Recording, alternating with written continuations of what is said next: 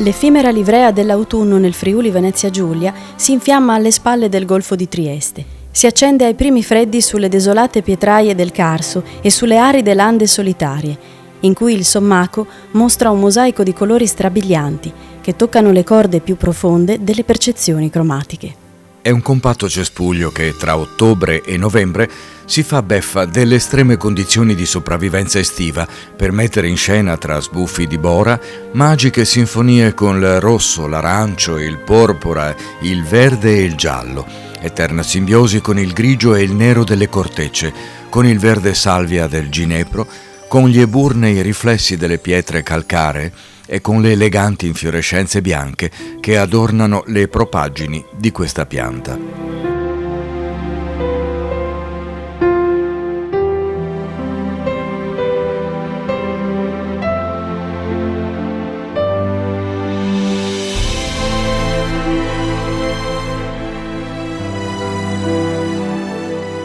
La maggior parte della superficie friulana è coperta da monti e colline.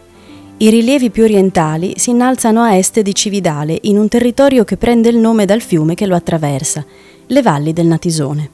È una terra che mostra ambienti di grande interesse naturalistico. I suoi boschi di latifoglie si protendono sulle pendici delle diverse vallate, disegnando il percorso di ogni affluente del Natisone, che sembra sprofondare nelle tenebre infernali ad ogni plenilunio. L'autunno è sinonimo di decadimento, la fine di un ciclo, la parentesi che chiude una frase. Eppure le luci basse e taglienti del primo mattino, quelle che precedono i giorni freddi, sono per certi versi l'enigmatica energia che infiamma i colori caldi e intensi di una stagione imprevedibile.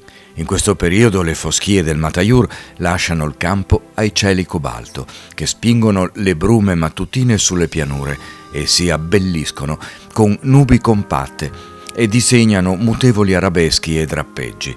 Le diverse gradazioni del marrone e del nero esaltano le affaticate erbe dei prati o la straordinaria plasticità degli arbusti, le cui cortecce corrugate si impastano nelle note del grigio.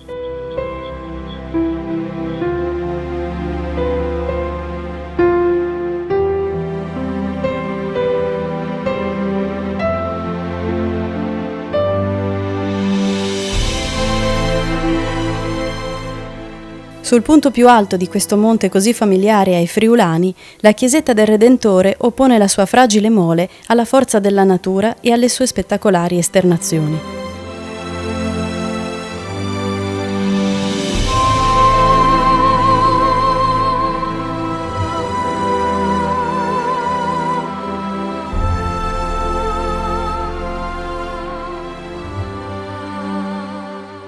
L'interiorità crepuscolare dell'autunno si rafforza dentro le mura di casa, soprattutto in montagna.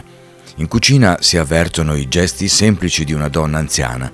I profumi e i sapori restano lentamente offuscati nella rapida combustione della legna, che imprigiona ricordi, volti e sensazioni.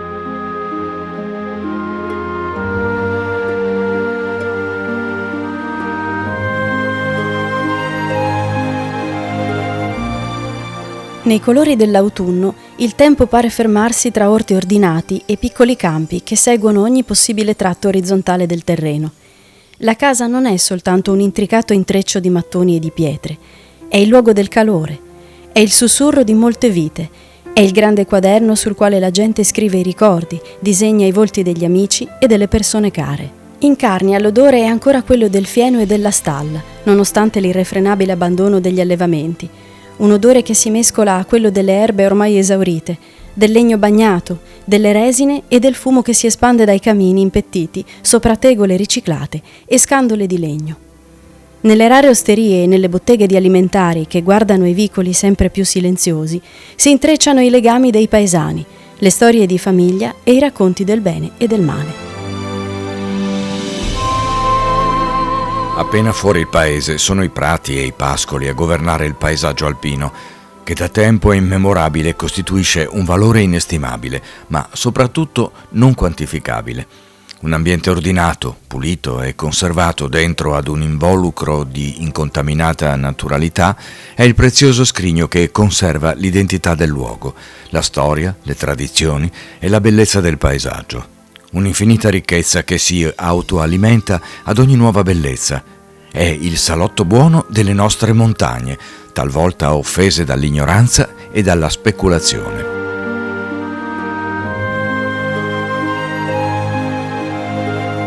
Tra gli armoniosi stavoli e le isolate malghe della Carnia si coricano vistose praterie che interpretano un composito laboratorio di biodiversità, indispensabile alla nostra vita. Ogni lembo di vegetazione spontanea è diverso dall'altro e diverse sono le specie vegetali che li abitano, con i loro coinquilini animali. Fiori, frutti, erbe, arbusti, insetti sono appunto l'essenza e la complessità dell'ecosistema, che da millenni crea relazioni ed equilibri. I nostri vecchi non hanno mai scomodato la scienza per capire l'importanza di un prato o di un paesaggio. Hanno semplicemente vissuto e imparato queste consonanze nel rispetto dei delicati equilibri della natura.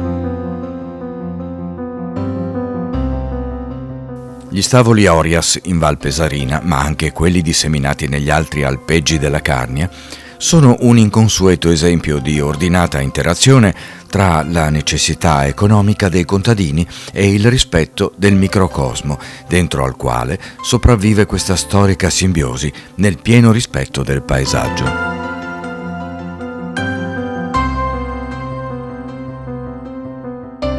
L'incanto delle colorazioni autunnali annuncia l'arrivo di una stagione poco generosa, soprattutto alle quote più alte, in cui le malghe sembrano lasciarsi andare ad un sonno profondo. Gli echi dei muggiti, le grida dei bambini, i richiami dei pastori sembrano un vago ricordo. Il sole resta basso all'orizzonte e i cieli si tingono spesso di un blu irreale. Le frequenti foschie estive lasciano il posto all'aria frizzante e tersa. Le faggete, complici gli sbalzi di temperatura, sprigionano in questo periodo un'intensa colorazione e i larici assumono uno splendido mantello dorato che innesca una piacevole visione di 1000 fiammelle accese dentro il bosco di abeti.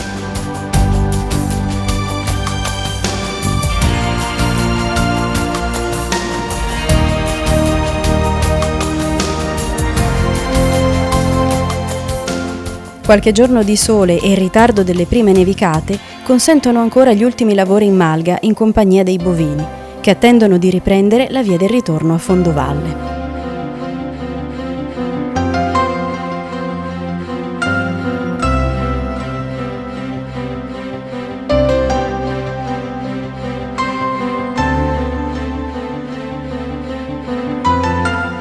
I santuari, le numerose chiese, le parrocchie, le cappelle sparse nelle valli e le pievi della Carnia sono l'emblema dell'articolata storia religiosa e spirituale di questo territorio. Le 10 pievi carniche descritte con relativa certezza a partire dal 1200 nelle testimonianze degli storici evidenziano una distribuzione geografica che privilegia i corsi dei fiumi Tagliamento e But lungo le direttrici delle antiche vie di comunicazione. Una pieve era un importante centro di aggregazione che si occupava dei fedeli e presiedeva tutte le funzioni religiose.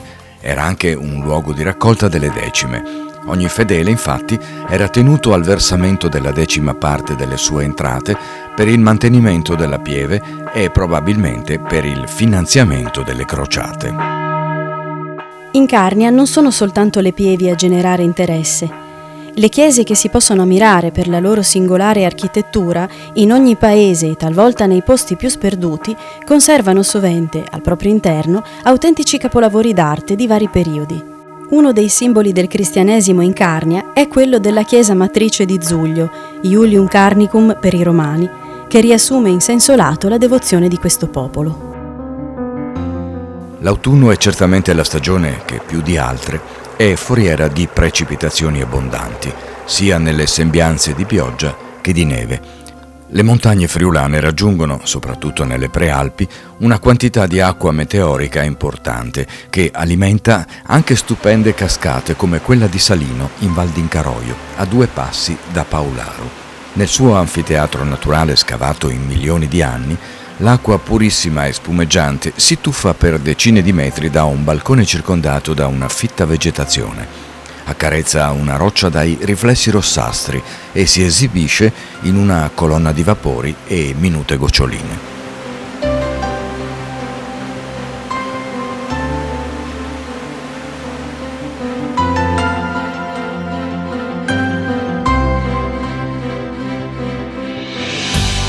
L'autunno è sinonimo di colore e il bosco è forse uno dei maggiori contribuenti alla formazione di quell'interessante fenomeno cromatico che nel linguaggio forbito corre con l'appellativo di foliage.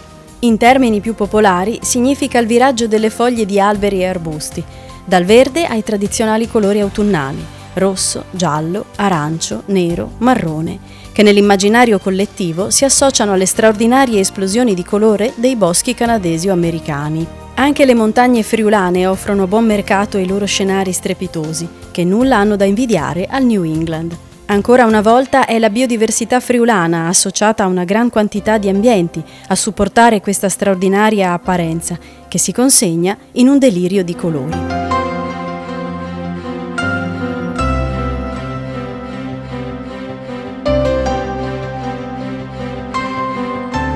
Pensare all'autunno, a questo autunno colorato, come all'anticamera della morte, come ad una stagione di abbandono, sembra un controsenso.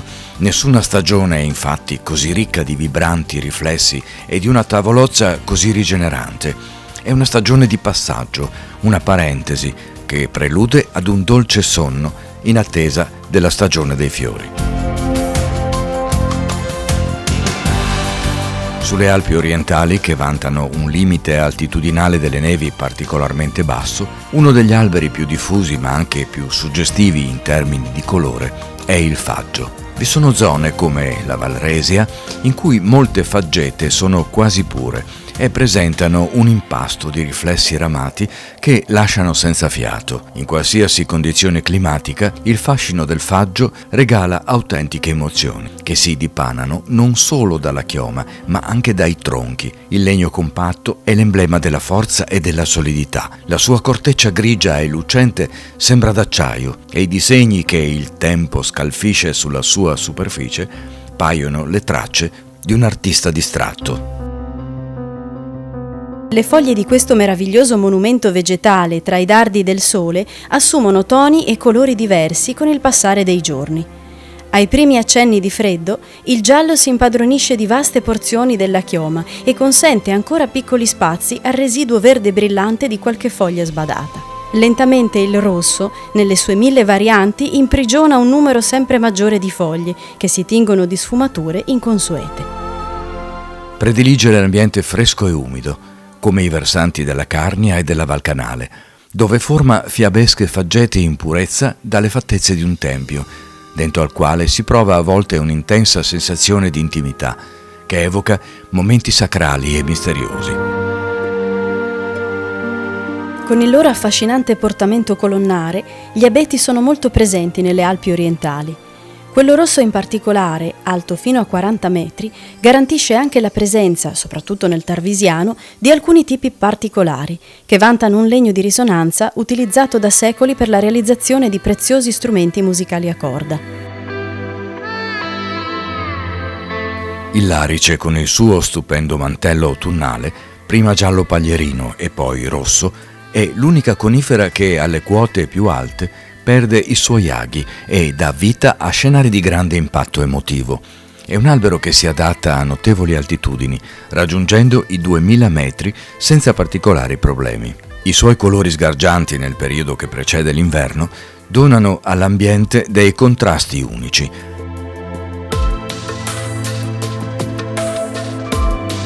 In questo periodo dell'anno le montagne friulane si mostrano forse nell'aspetto più interessante, in cui le luci sono spesso taglienti e pulite. Le ombre dense che fanno vibrare ogni dettaglio della natura creano volumi importanti sulle creste di confine con l'Austria. Nei dintorni di Sappada il monte Schiaron si affaccia sulla Val Visdende, una delle valli più devastate dalla tempesta Vaia del 2018, che ha letteralmente raso al suolo una delle foreste più belle delle nostre Alpi.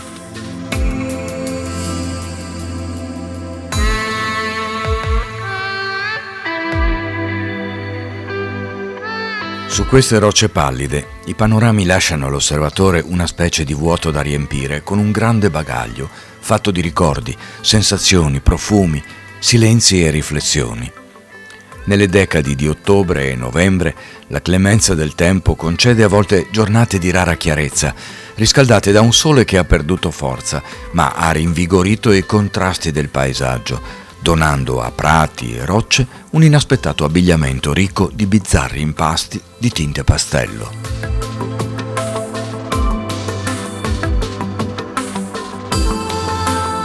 Quando il percorso del sole scende all'orizzonte, le grandi praterie che cingono Malga Pramosio mettono in scena una straordinaria sinfonia di note vivaci tra rupi laviche e fuligginose ed erbe accarezzate dalle radenti luci pomeridiane. In questi ambienti la patina bruna dei pascoli di alta quota e le acque tremolanti dei laghetti, che richiamano i movimenti di antichi ghiacciai, accoglie gli ultimi fiori della stagione e le intirizzite essenze erbose che si lasciano cullare dal vento in attesa dei giorni di pioggia e delle tavolozze terrose. Al centro di un suggestivo anfiteatro erboso di origine glaciale, sulle pendici della creta di Timau, l'incantevole laghetto di Avostanis è il testimone silenzioso delle grandi ere geologiche che hanno scolpito questi soleggiati rilievi. Le grandi strutture geologiche che si allineano da Pramosio e dalla soprastante creta di Timau in varie direzioni danno vita a cime e catene non particolarmente stravaganti e ardite, come il Crostis e il Cimon di Crasulina a est e il Paularo e il Dimon a ovest. Sono dorsali ricche di saliscendi, in cui i sentieri sono ben marcati e attraversano alti pascoli e vaste aree pietrose, da cui si godono incantevoli vedute a 360 gradi. Le movenze di un escursionista, i gesti delle sue mani e la dinamica del cammino accompagnano l'ascesa sui ripi di Pendii e, seppure per ragioni diverse, evocano le fatiche dei montanari di ieri, abituati al duro lavoro di sopravvivenza, alla lotta con le pietre e alla crudezza del clima.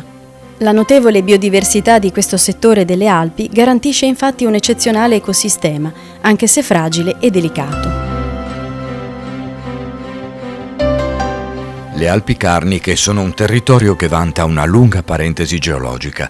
La lettura delle varie ere attraverso l'analisi delle sue rocce e delle sue valli è un esercizio interessante che offre una visione completa della successione di un periodo importantissimo, lungo quasi 250 milioni di anni, come quello paleozoico, che mostra in questo laboratorio orografico una serie di siti fossiliferi tra i più antichi e rilevanti al mondo. Tra le tante curiosità della Carnia, il possente massiccio calcareo del Monte Zermula evidenzia un percorso geologico di oltre 400 milioni di anni. I facili sentieri realizzati nella Grande Guerra, che si innalzano sul versante meridionale, conducono direttamente alla sua vetta. Il palpitante mondo delle ampie brughiere che accarezzano le cime e che sfuggono all'assedio del bosco si trasformano nel periodo autunnale in un terreno di riserva per la caccia ai colori. Il Monte Tenchia, il Cimon di Crasulina, il Pizzo del Corvo e tutta l'infinita dorsale sul filo dei 2000 metri di quota che si spinge verso ovest ai piedi del Coglians è costituita da un bizzarro insieme di rocce vulcaniche e arenarie.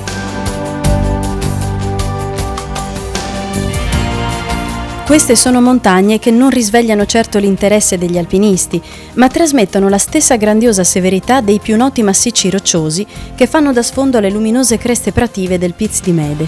Questa è una montagna poco antropizzata, ma estremamente ricca di infinite risorse naturalistiche, che in ogni stagione diventano la tela sulla quale il pennello di uno stravagante pittore stende gli smalti più emozionanti. Le rocce si tingono di tonalità scarlatte, giallognole e nere, tra impenetrabili prati millenari e grigi deserti di pietra.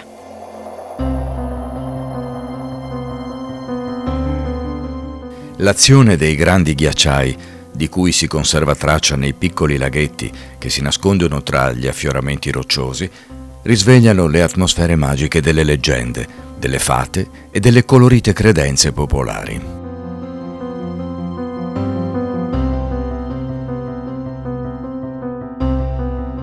La lucentezza del cielo nelle gradevoli atmosfere crepuscolari delle nostre montagne è frequentemente condizionato dalla presenza degli influssi marini che si incontrano con quelli continentali. Il mare Adriatico si percepisce dalle cime osservando l'orizzonte verso sud, quando il sole si specchia nelle sue acque, segnando con i suoi riflessi il passare delle ore. È una ciclopica e inconsueta meridiana dalla quale si ricavano interessanti prospettive.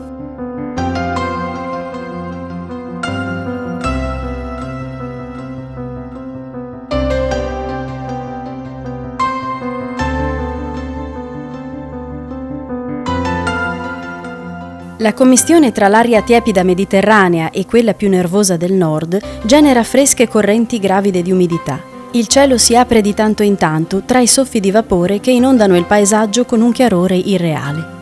Le rocce pallide irradiate dal sole si riscaldano e si raffreddano in un continuo e inquieto passaggio di nubi. La catena carnica mostra in vari tratti rocce biancastre e spesso friabili. Sulle creste spartiacque il tempo ha scolpito stravaganti e ardite torri sopra tenebrose muraglie che si affacciano a nord sulle valli austriache. Lungo la direttrice che si sviluppa a levante si aprono nuovi scenari, soprattutto a lato del Canal del Ferro e della Val Canale, panorami che mettono in mostra i formidabili profili delle Alpi Giulie occidentali. Un buon balcone per un giro d'orizzonte è senza dubbio lo Yoff di Miezegnot, che dai suoi 2000 metri di altitudine e dai numerosi baraccamenti della Prima Guerra Mondiale intorno alla vetta abbraccia un intricato coacervo di montagne in tutte le direzioni. Lo splendore delle guglie, dei precipizi e delle impenetrabili quinte rocciose delle pareti nord dello Juffoart, del Montasio e del Cimone sono però tra gli spettacoli più imponenti di tutte le Alpi orientali friulane. È un ciclopico e complesso mondo d'alta quota che attrae senza riserve e produce emozioni verticali di forte intensità. Gli alberi lasciano al vento le proprie foglie in un malinconico addio, per rallentare il ritmo del loro intenso respiro estivo.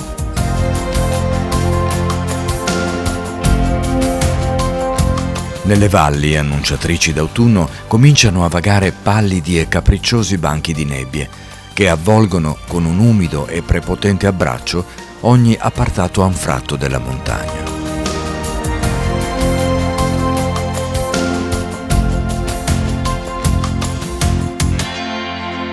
È il momento della solitudine in cui i paesaggi annegano in un'atmosfera malinconica che raggiunge i più segreti spazi del pensiero. Quando le nubi si adagiano sulle valli come leggeri batuffoli di cotone, il silenzio ovattato ricopre i rintocchi delle campane e zittisce il mormorio dell'aria. La vetrina delle nubi che inondano le creste diventa così un palcoscenico scintillante in cui la presenza umana traccia degli ideali sentieri metafisici. Le nebbie disordinate e misteriose che si inerpicano sulle scale del cielo si trasfigurano in anime ombrose che aggiungono contrasto agli enfatici colori caldi dell'imminente tramonto.